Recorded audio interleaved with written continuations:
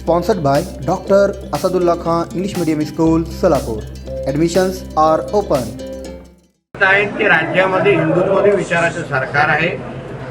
एक कडवट हिंदुत्ववादी म्हणून मुख्यमंत्री म्हणून आमचे आदरणीय फडणवीस साहेब खुर्चीवर बसलेले आहेत. काही हिंदू समाजाच्या लोकांना, कुटुंबांना व्यवसायाच्या नावाने अन्य कारणांमुळे त्रास देण्याची काही घटना ह्या आपल्या या भागामध्ये घडल्या. त्या पीडित कुटुंबांना मी आता भेटायला आलेलो होतो. त्यांना विश्वास देण्यासाठी आलो होतो की हिंदुत्ववादी विचाराचं सरकार आहे. या हिरव्या सापांची वळवळ पाकिस्तानमध्ये चालणार, आमच्या हिंदू राष्ट्रामध्ये चालणार नाही. आणि म्हणून हे सरकार त्यांच्या बरोबर आहे, त्यांना ताकद देण्यासाठी आहे.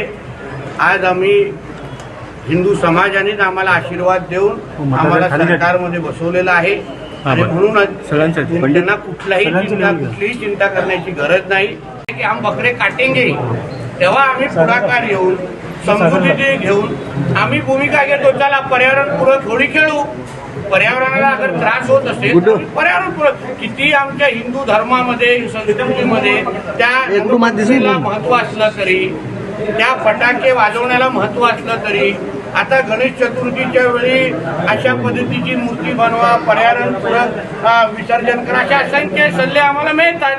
तेव्हा हिंदू समाज अशा पद्धतीचा थैथयाट करत नाही, तमाशा करत नाही. जसे ह्यांचे मुल्ले मौलवी 2-3 दिवसापासून बकरी ईद मध्ये बकरे का हम कुर्बानी देंगे असे आमचे साधू संत अशा पद्धतीची जोर जबरदस्ती आणि अशा पद्धतीची अरेरावी हिंदू सणांच्या वेळी करत नाही. म्हणून हे जे कोण प्यारे खान किंवा नावाचे जे व्यक्ती आहेत त्यांनी त्यांच्या जे जबाबदार पदावर आहेत, किंबहुना त्यांच्या धर्मामधले जे काही जबाबदार मुल्ले मौलवी जे कोण असतील त्यांना त्यांच्या धर्मामध्ये एक पर्यावरणपूरक बकरी ईद साजरी करू. जे हिंदू धर्म ऐकतो ना तेव्हा आम्ही थैथयाट हिंदू धर्माचे लोक करतात का? आज अशी भूमिका अगर मांडली जात असेल की बाबा पर्यावरणपूरक बकरी ईद करा, व्हर्च्युअल बकरी कापा, तर त्याच्यामध्ये मला नाही वाटत काही चुकीचं आहे.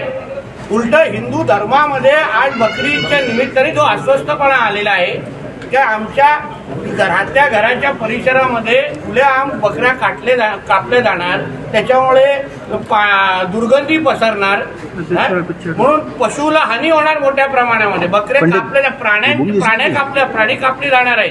म्हणून अशा पद्धतीची भूमिका समजूतदारपणाची या जबाबदार लोकांनी घ्यावी, जेणेकरून आम्ही हिंदू धर्माच्या वेळी जसं सणाच्या वेळी जसं ऐकलं जातं होतं, उद्या आम्ही जबरदस्ती केली तर कितीही कोणी बोललं तरी आम्ही रंगपंचमी करणारच, आम्ही फटाके वाजवणारच. अशी जोर जबरदस्ती हिंदू धर्माने केली तर चालणार का? संख्येने हिंदू धर्म फार मोठा आहे. आणि आज मोरोक्को सारखा मुसलमान देश जिथे इस्लाम आहे, जिथे 99% मुसलमान राहतात, मोरोक्को, तिथे ह्या वर्षी ठरवलं गेलं आहे की आम्ही बकरीच्या वेळी बकरी कापणार नाही. हे एका इस्लाम राष्ट्राने ठरवलेलं आहे. जिथे ते 99% आहे, इथे तर मोजून 10-12% आहे. मग इथे मोरोक्को सारखी भूमिका, समजूतदारपणा तिकडच्या मुस्लिम धर्मांनी जसं घेतलेलं आहे ना, तसं भारतामधल्या मुस्लिम समाजाने घेतलं तर वाईट नाही.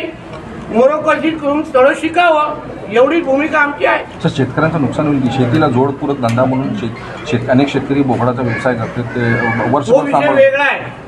हा आम्ही बकरी ईदचा बोलतो, आमच्या शेतकऱ्यांचा हा रेग्युलर व्यवसाय आहे तो. पण हे धर्माच्या नावाने आम्ही हे करणारच. आम्हाला हिंदू धर्माच्या वेळी सल्ले दिले जात नाही का? तेव्हा फटाके विकत नाहीत का लोक? तो व्यवसाय नाहीये का? रंगपंचमीच्या वेळी असंख्य हिंदू समाजाचे लोक स्टॉल लावून रंग विकतात, मग त्यांच्या पोटावर लाथ मारत नाहीत का आपण? मग तेव्हा आम्हाला असे प्रश्न विचारले जात नाहीत का? कळलं ना तुम्हाला? म्हणून जो समजूतदारपणा हिंदू धर्म घेतो तोच समजूतदारपणा मुस्लिम धर्माने पण घ्यावा. एवढा सरळ सोपा विषय आहे.